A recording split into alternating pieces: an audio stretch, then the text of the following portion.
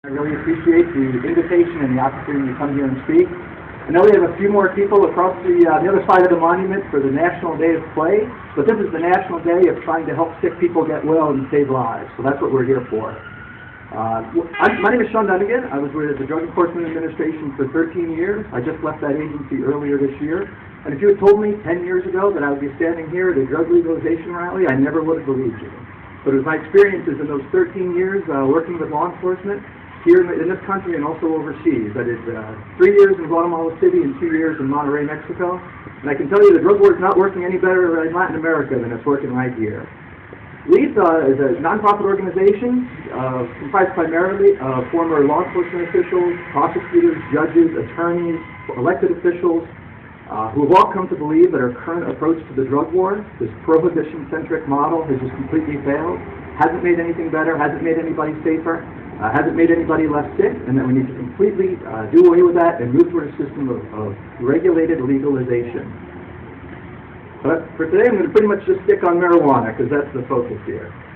So the 13 years with DEA, in the course of those 13 years, I really came to see that the drug war is just a complete failure. So I'm going to talk about some of the reasons that it's a failure and some of the things that are moving positively in the direction in terms of efforts to reform our current drug laws.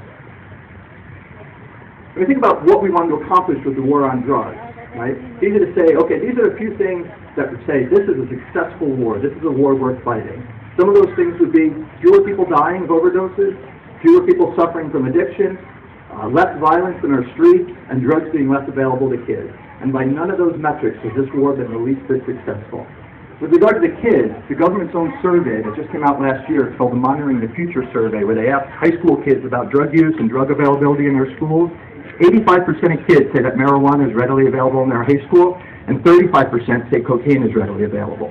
So clearly what we're doing, trying to keep drugs out of this country, we can't even keep them out of our high schools and middle schools. Okay, so all those things really point to absolute failure. But it's not just failure, it's not just that the strategy hasn't worked, the strategy has really made things an awful lot worse in a lot of ways. But one way that's really important to me, because I've been in a lot of prisons, not as an inmate, but I've visited a lot of prisons and talked to people, is how many people we incarcerate in this country. And I think that's a lot of people in this country live their lives and never know anyone who does jail time. But the fact is that we arrest about 1 million marijuana users a year. We have the world's highest incarceration rates. We have 5% of the world's population, and we have 25% of the world's prisoners. And most of that is because of the drug war. So clearly, in the land of the free, we're doing something wrong.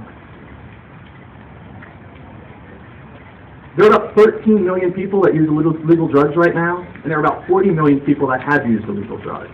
Under this current drug war strategy, right, if we're going to arrest people that use drugs, we're talking about putting 40 million people in prison. That's completely unsustainable. We have about 2.5 million right now, and it's already grown into this incredible complex, this prison industrial complex, where we can't get out of it. But we keep incarcerating more and more people, and we have laws on the books that would incarcerate a huge percentage of our population. We just have to stop it. It's not working.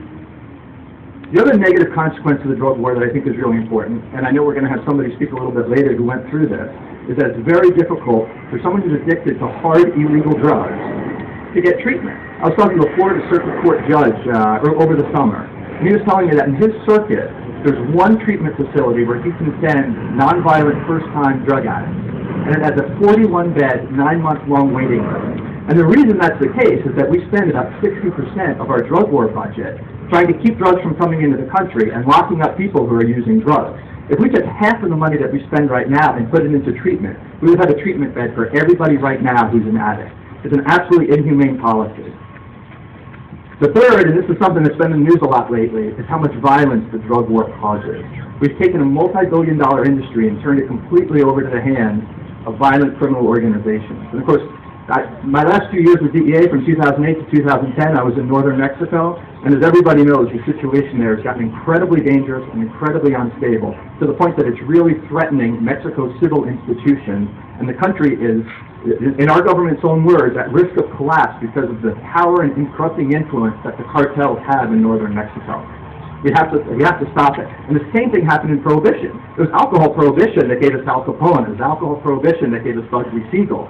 And the secret, a lot of people aren't aware of this, there was alcohol prohibition that gave us the Mexican Gulf Cartel. The Gulf Cartel, one of the most powerful and dangerous criminal organizations in the world, got its start running liquor from from Mexico into Texas during Prohibition.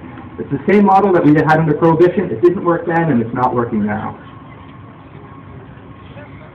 The fifth is, and this is something that people up in Congress are pretty concerned about right now, is that the drug war is a tremendous, tremendous waste of resources. The federal drug war budget is about $80 billion. Altogether, about half what we spend on law enforcement in this country is to fight the drug war. It's a huge waste of resources. Last year, and I would encourage anybody to read this study, last year, a Harvard University economics professor by the name of Jeffrey Myron published a tremendous study about the economic consequences of the drug war. And he found that by legalizing drugs, regulating the way we regulate alcohol and tobacco, it would generate $88 billion a year in cost savings, what we're not spending keeping people locked up, and tax revenue. So anybody who's concerned about the financial mess that we're in right now should look at the war on drugs, look at the money that we're wasting on the war on drugs as a way to solve that. One thing that's really important to me, I came from a law enforcement family. My dad was a police chief. I was with DEA. My brother's a homicide detective. Is how terrible the drug war has been for law enforcement in this country.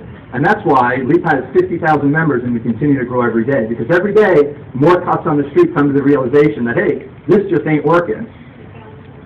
In 1970, in the years before we started this drug war, the murder clearance rate, the percentage of murders that were solved and ended the conviction and somebody going to jail was about 90%. It was almost 90%. Today it's about 60%. And that's a direct result of what the drug war has done to law enforcement. And that's in two ways. First, it's resources. We've taken money that should be spent investigating violent crimes, prosecuting people who are guilty of violent crimes, and focusing it on drug offenders. And the second way is that drug law enforcement has completely eroded confidence in law enforcement. It's completely flipped the idea that police are on the streets to protect citizens and turned the average person, or almost the average person, right, 40 million Americans, into the enemy. Our executive director, Neil Franklin, was with the Maryland State Police for 30 years. And he tells the story of when he got on the job, when he started 30 years ago, he would drive through a bad neighborhood in Baltimore, and kids would come out of the buildings to rush up to the police car because they wanted to talk to him, wanted to see his gun, wanted to look at the cool cop equipment. Now, you get in a police car in Baltimore and drive through a bad area, and everybody scatters back into their buildings. Because everybody's afraid of the police, and they're afraid of the police because of what the drug war has done and how it's changed the culture of policing in this country. So that's all the bad news, and it is bad news. It's very bad news. But there's a lot of good news, and events like this are part of that good news. One aspect of that is the progress that's been made in medical marijuana. There are 15 states now that have medical marijuana laws on the books.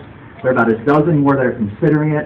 There are a number of states that have marijuana decriminalization laws or referenda up for consideration in 2012, and at least some of those are certainly going to pass. There are two bills, marijuana decriminalization bills, floating around in Congress right now. I would encourage anybody who cares about this issue to contact their legislators and tell them we want that bill out of committee and we want it to be put to a floor vote.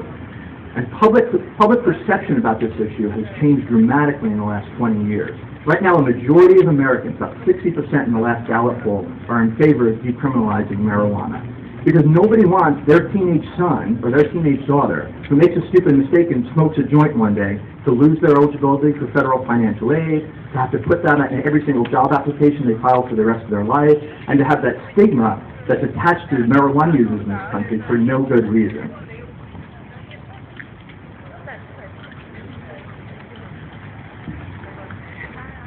So what can we do about it? Well, this is certainly part of what we can do about it. And as Becky mentioned, there's going to be a rally here on 420 that is going to generate more attention, going to have more people here, going to have more media here. And I would encourage everybody here, everybody just walking by listening, if you care about this issue, talk to as many of your friends as you can, talk to your family, and come back here on 420. It's a real day of solidarity for people who care about this issue. And I really believe that because of how the momentum is changing, because more and more people in law enforcement and outside of law enforcement are coming to an understanding of how destructive and how counterproductive our drug laws are and the way that we enforce them are, I really think that this is the best time in history. It's the best time in my life, and it's probably the best time since the first Marijuana Tax Act back almost 100 years ago. I think we have a better chance today of seeing marijuana prohibition end in our lifetime than we've ever had before.